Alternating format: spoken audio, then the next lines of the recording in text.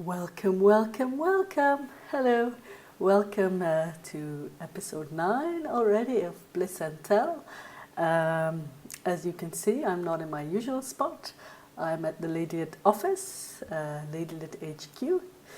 I know I'm a bit backlit by the window here, but this is my spot in the office. You know, it's maybe not the best spot for doing a video, but here we are. So this week, well, I need to give you an update on Caroline's back because she hurt it last week just before I recorded. It was pretty bad. She's doing much better, but still not completely out of the woods.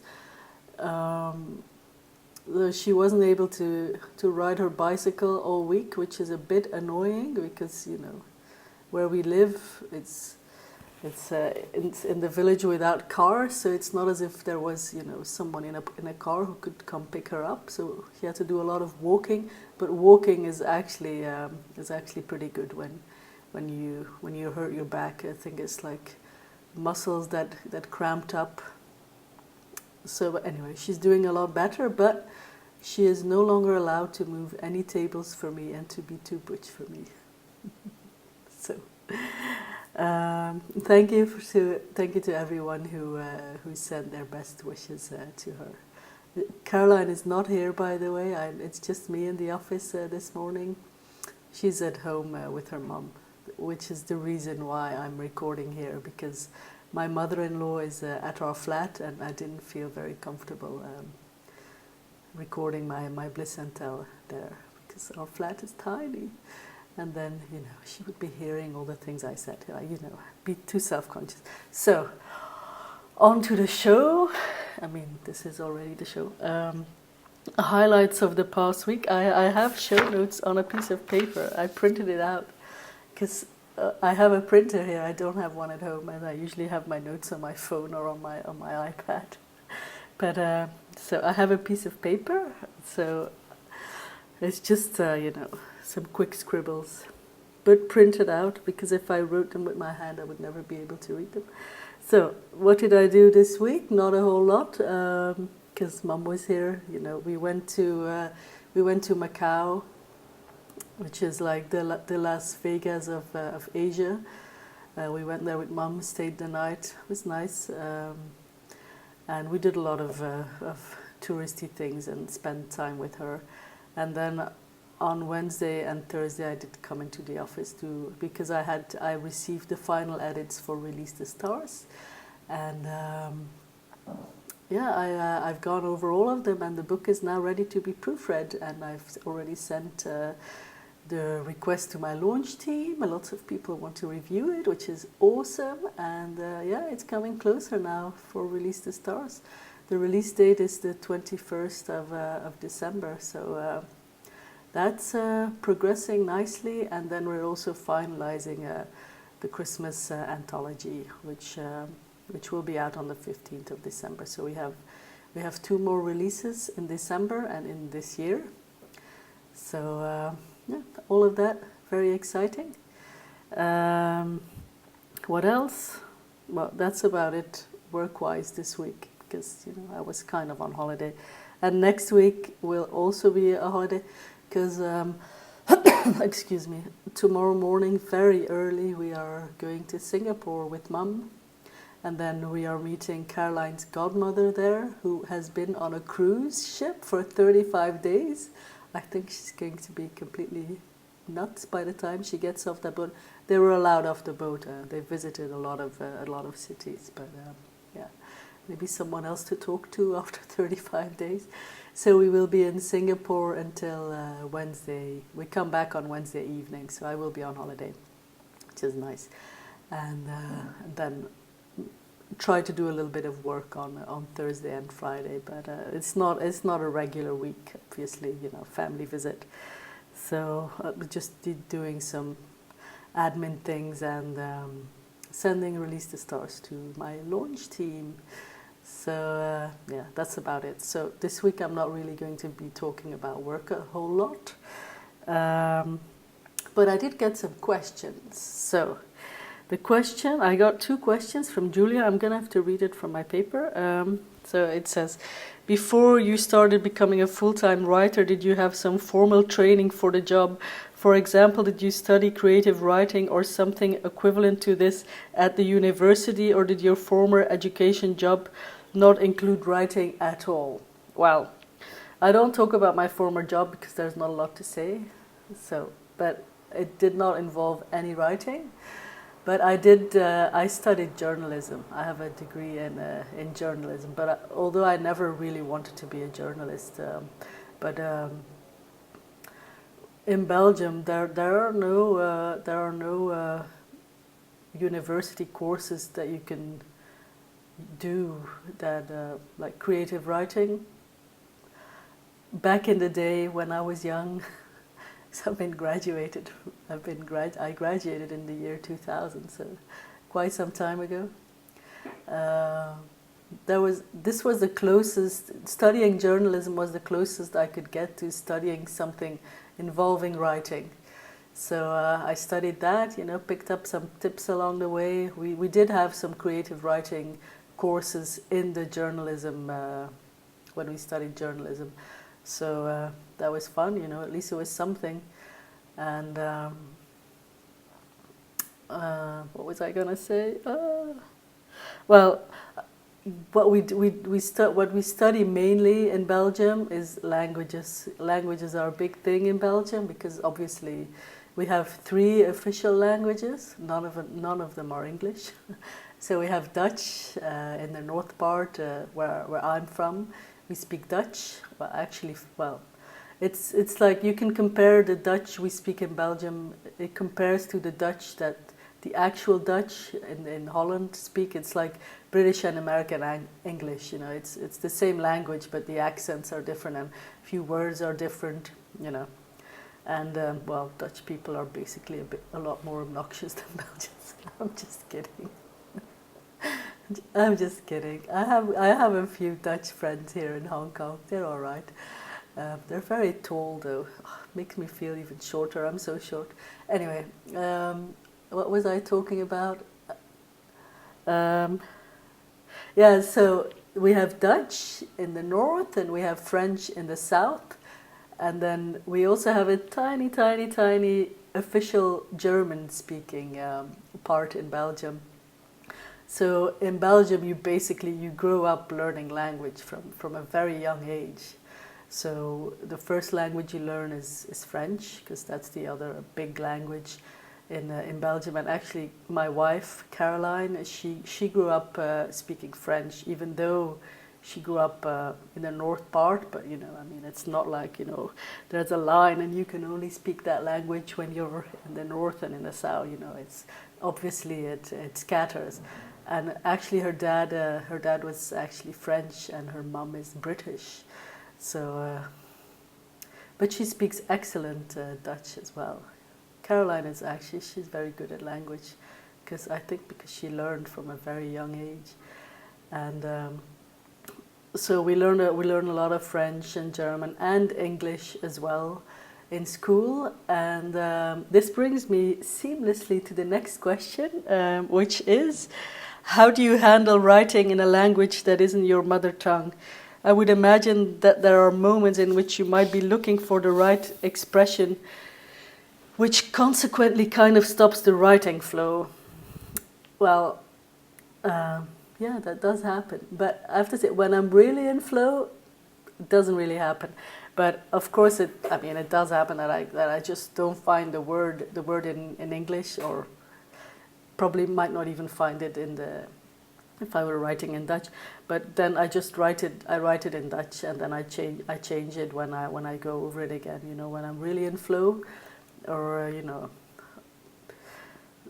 it's not really that much of an issue, because I don't know. I've been at the stage where all my thoughts, for instance, I've been thinking in English for a very long time. I always joke that I learned English while watching TV when I was a teenager. I learned my English while watching Beverly Hills 90210.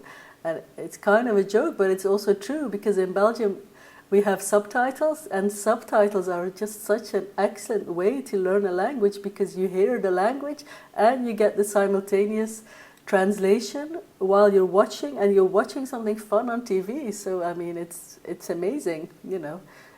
I think it's a really good way to learn a language. And well, the TV shows we watched when I was a teenager, I mean, if they'd had been in French, my French would be much better. But ironically, my English is so much better than my French, because I watched Beverly Hills 90210 and Dallas. There weren't that many TV shows when I was growing up. What do I remember? There was a lot of Flemish TV, but Family Ties, I think. Yeah. Anyway, so and then music, you know. Pop music, you know, English pop music is everywhere. So I used to sit in my room and, you know, I used to transcribe Madonna songs.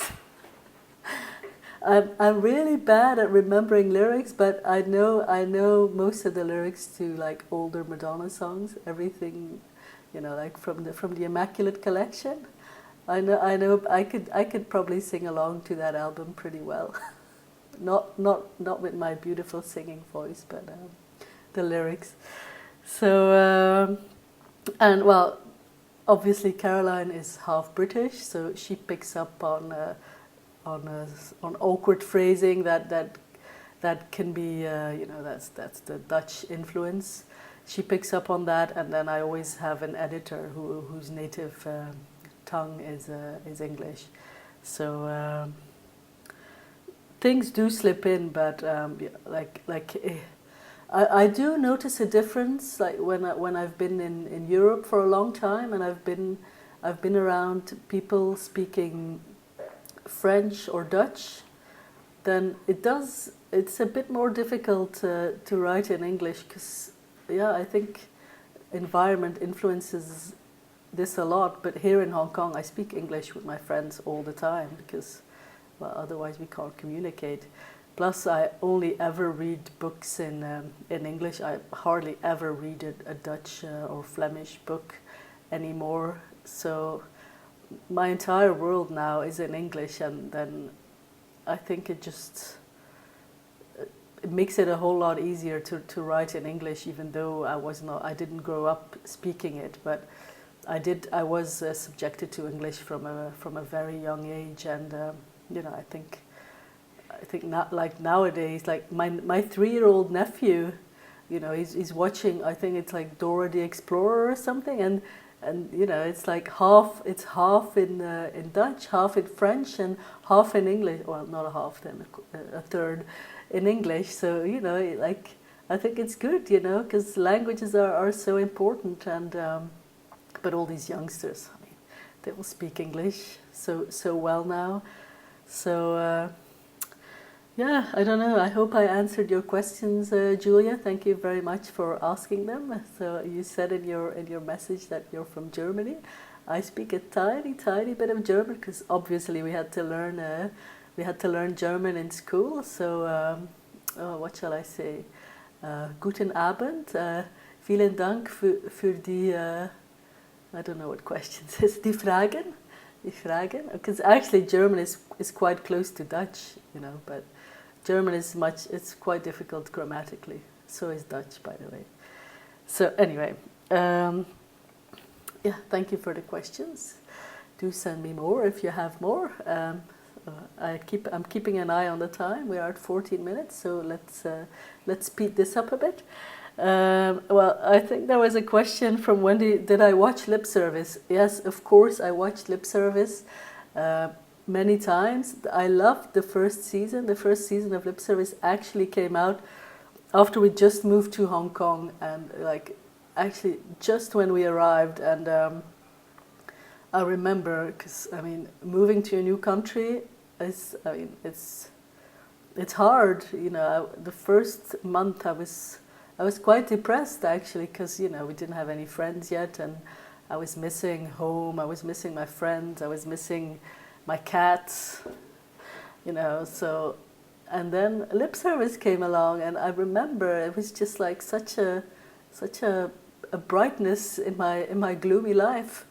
So I absolutely adored season 1 of Lip Service, and then they went and fucked it up in season 2. I don't know why. Well, I know why. It's because, Kat. Well, if you haven't seen this, well, there's going to be spoilers, but I'm sure everybody has seen it.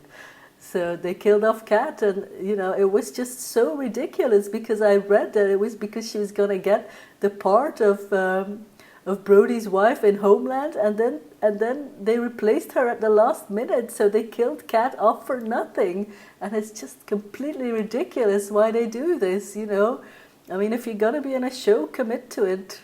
I was very pissed off at that. That really, really, really pissed me off. And then Frankie, I think she got some other opportunities to do some, excuse my French, some shit shows, some shit TV shows in the US, and then she left as well. I mean, yeah, it was just such a shame because it was a really good show.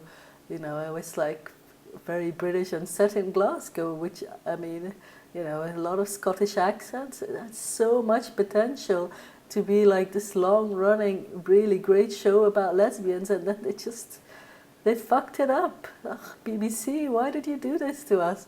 So yeah, I'm still mourning the loss of Lip Service. But hey, there's a lesbian series in book form now. I think it's called French Kissing.